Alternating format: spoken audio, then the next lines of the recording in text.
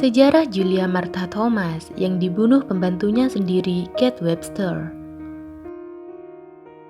Nyonya Julia masuk dan naik ke atas. Saya mengejarnya dan kami bertengkar dengan hebat. Di puncak kemarahan saya mendorong dari atas tangga ke lantai dasar. Dia jatuh berguling dan saya menjadi gelisah pada apa yang telah terjadi. Saya telah kehilangan kendali diri saya sendiri dan untuk mencegah dia berteriak dan membuat saya dalam masalah, saya mencekik tenggorokannya. Dia berusaha melawan dan dalam perjuangan perlawanannya, dia tersedak lalu saya membantingnya ke lantai. Bagaimana kisah selengkapnya? Tonton video ini sampai habis. Sebelum lanjut, silahkan tekan subscribe, like, dan komen ya, supaya channel ini bisa berkembang dan bisa menceritakan kisah tokoh sejarah terkenal lainnya. Dan nyalakan tombol notifikasinya, agar kalian tidak ketinggalan video terbaru dari channel ini.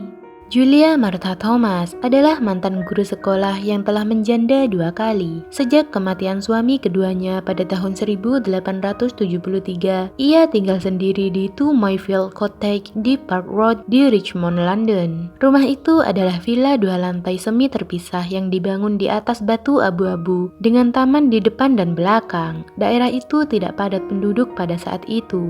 Julia digambarkan sebagai seorang wanita kecil yang selalu berpakaian bagus. Dia berusia sekitar 54 tahun. Julia memiliki temperamen yang bersemangat dan berapi-api dan dianggap oleh tetangganya sebagai wanita eksentrik. Dia sering bepergian meninggalkan teman dan kerabatnya tanpa mengetahui keberadaannya selama berminggu-minggu atau bahkan berbulan-bulan. Julia adalah anggota kelas menengah ke bawah dan karena itu ia tidak terlalu kaya, tapi dia biasa berdandan dan memakai perhiasan untuk memberi kesan hidupnya makmur. Julia juga mempekerjakan pelayan untuk membantunya membersihkan rumah. Namun dia memiliki reputasi sebagai majikan yang keras dan memiliki kebiasaan yang buruk, membuat dia kesulitan menemukan dan mempertahankan pelayan. Pada tanggal 29 Januari 1879, Julia mempekerjakan seorang wanita bernama Kate Webster sebagai pelayannya. Kate dilahirkan dengan nama Kate Lawlyer di Kill Lane, County Wakefield pada sekitar tahun 1849.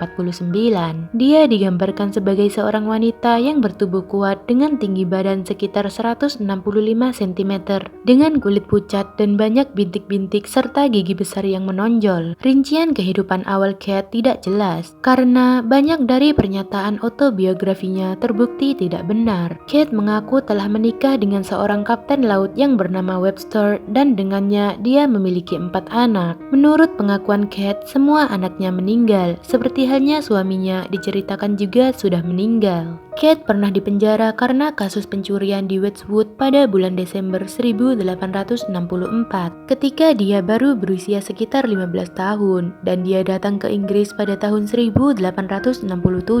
Pada bulan Februari 1868, dia dijatuhi 4 tahun hukuman penjara karena melakukan pencurian di Liverpool. Kate dibebaskan dari penjara pada Januari 1872. Pada tahun 1873, dia pindah ke Rose Garden di Hammersmith, London Barat. Di sana ia berteman dengan tetangganya yang bernama Porter. Pada tanggal 18 April 1874, Kate melahirkan seorang putra yang ia beri nama John W. Webster di Kingston upon Thames. Identitas sang ayah tidak jelas karena dia menyebut 3 pria berbeda pada waktu yang berbeda. Pria pertama bernama Strong yang adalah kaki tangannya dalam perampokan dan pencurian. Kate mengaku telah dipaksa melakukan kejahatan dengan tujuan untuk menghidupi diri sendiri dan anaknya. Kate sering berpindah-pindah ke sekitar London Barat menggunakan berbagai nama samaran, yaitu Webb, Webster, Jim, Jimster, dan Lawlyer.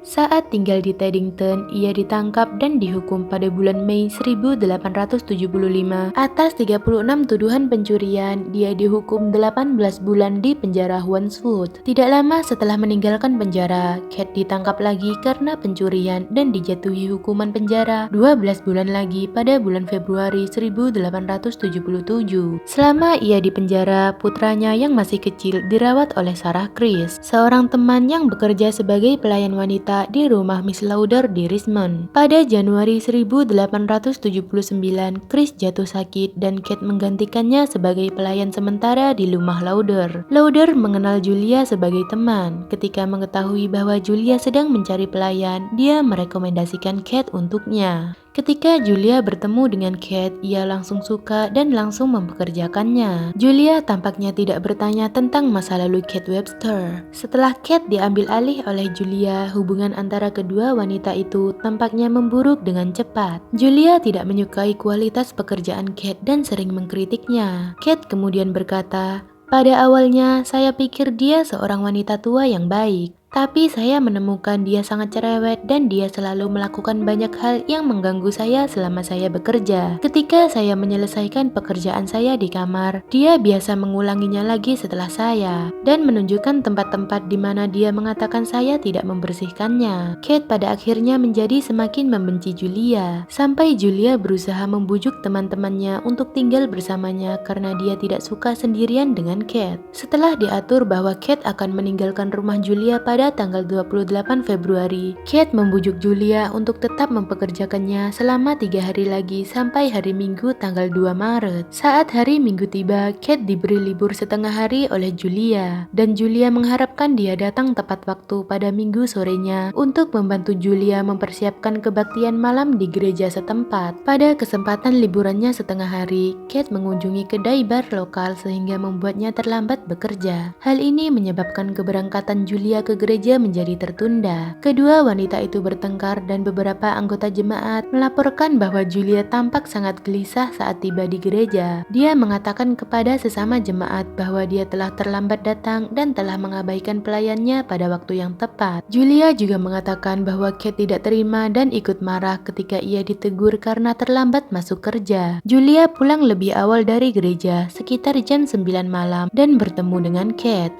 Menurut pengakuan Kate, dia berkata sebagai berikut, "Nyonya Julia masuk dan naik ke atas. Saya mengejarnya dan kami bertengkar dengan hebat. Di puncak kemarahan saya mendorongnya dari atas tangga ke lantai dasar. Dia jatuh berguling dan saya menjadi gelisah pada apa yang telah terjadi. Saya telah kehilangan kendali diri saya sendiri, dan untuk mencegah dia berteriak dan membuat saya dalam masalah, saya mencekik tenggorokannya. Dia berusaha melawan dan dalam perjuangan perlawanannya dia tersedak lalu saya membantingnya ke lantai. Tetangganya, seorang wanita bernama Eve, dan ibunya mendengar bunyi keras seperti kursi yang jatuh, tapi mereka tidak mempedulikannya. Padahal di sebelah rumah mereka, Kate mulai membereskan mayat Julia. Pada tanggal 4 Maret, Kate pergi ke Hammersmith untuk menemui tetangga lamanya yaitu Porter yang sudah 6 tahun tidak dilihatnya. Kate mengenakan gaun sutra milik Julia dan membawa tas Gladstone. Kate memperkenalkan dirinya kepada Porter sebagai Nyonya Julia. Dia mengaku bahwa sejak pertemuan terakhirnya dengan Porter, dia telah menikah dan memiliki anak lalu menjadi janda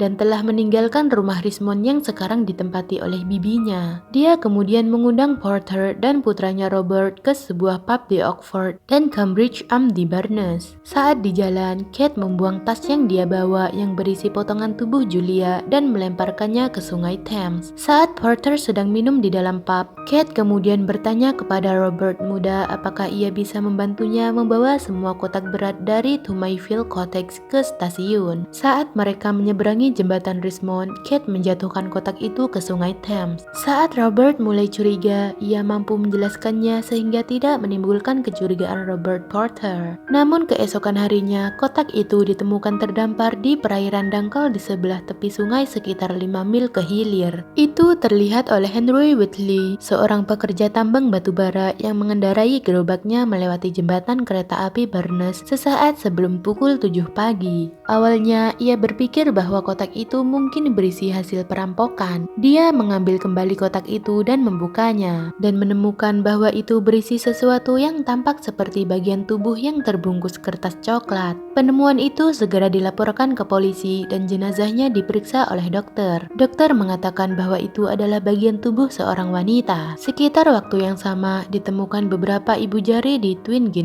Birmingham. Jelas bahwa itu semua adalah sisa-sisa milik mayat yang sama, tetapi tidak ada yang menghubungkannya dengan Julia, dan tidak ada sarana untuk mengidentifikasi sisa-sisa tubuh tersebut. Dokter yang memeriksa bagian-bagian tubuh tersebut secara keliru menghubungkannya dengan seorang anak muda dengan rambut yang sangat gelap. Pemeriksaan dilakukan pada tanggal 10 sampai 11 Maret dan menghasilkan putusan terbuka tentang penyebab kematian, dan jenazah tidak dikenal itu dimakamkan di pemakaman Barnes pada tanggal 19 Maret. Surat kabar menjuluki pembunuhan yang tidak dapat dijelaskan sebagai misteri Barnes. Kate terus tinggal di Tomayville Cottage sembari menyamar sebagai Julia. Dia mengenakan pakaian mendiang majikannya dan berurusan dengan pedagang dengan identitas barunya. Pada tanggal 9 Maret, dia mencapai kesepakatan dengan John Cross, seorang penjual makanan dari Hammersmith, untuk membeli perabotan Julia dan barang-barang lainnya untuk melengkapi pubnya. John setuju untuk membayar sekitar 68 pound dengan pembayaran sementara sebesar 18 pound di muka. Pada saat kuda dan kereta angkut tiba pada tanggal 18 Maret, para tetangga semakin curiga karena mereka tidak melihat Julia selama hampir 2 minggu. Tetangga sebelahnya yang bernama Eve bertanya kepada pengantar barang siapa yang telah memesan barang tersebut. Mereka menjawab Nyonya Julia dengan menunjuk Kate. Menyadari bahwa dia telah diekspos, Kate segera melarikan diri naik kereta api ke Liverpool dan melakukan perjalanan dari sana ke rumah keluarganya di Enniscully. Sementara itu, John menyadari bahwa dia telah tertipu. Ketika dia memeriksa pakaian di dalam van pengiriman, ia menemukan sebuah surat yang ditunjukkan kepada Julia yang asli. Polisi dipanggil dan menggeledah Tomayville Cottage. Di sana mereka menemukan noda darah serta sepucuk surat yang ditinggalkan oleh Kate yang memberikan alamat rumahnya di Irlandia. Mereka segera menyebarkan pamflet pemberitahuan tentang orang yang dicari dan memberikan deskripsi tentang Kate dan putranya. Detektif dari Scotland Yard segera menemukan bahwa Kate dan putranya telah melarikan diri kembali ke Irlandia dengan kapal uap batu bara. Kepala polisi dari Royal Irish Constabulary atau RAC di Wexford menyadari bahwa wanita yang dicari oleh Scotland Yard adalah orang yang sama yang telah ditangkap personilnya 14 tahun sebelumnya karena kasus pencurian. RAC berhasil melacak Kate ke peternakan pamannya di Killarney, dekat Enniscorthy, dan menangkapnya di sana pada tanggal 29 Maret. Dia dibawa ke Kingston dan dari sana kembali ke Richmond melalui Highhead dalam pengawasan polisi Scotland Yard. Berita tentang pembunuhan Julia sangat cepat menyebar. Banyak orang pergi ke Richmond untuk melihat Mayfield Cottage. Kejahatan itu sama terkenalnya di Irlandia saat Kate melakukan perjalanan dalam tahanan dari Enniscorthy ke Dublin. Banyak orang berkumpul untuk menyaksikan dan mengejeknya di hampir setiap stasiun di antara dua lokasi tersebut. Kate diadili di pengadilan kriminal pusat Old Bailey pada tanggal 2 Juli 1879.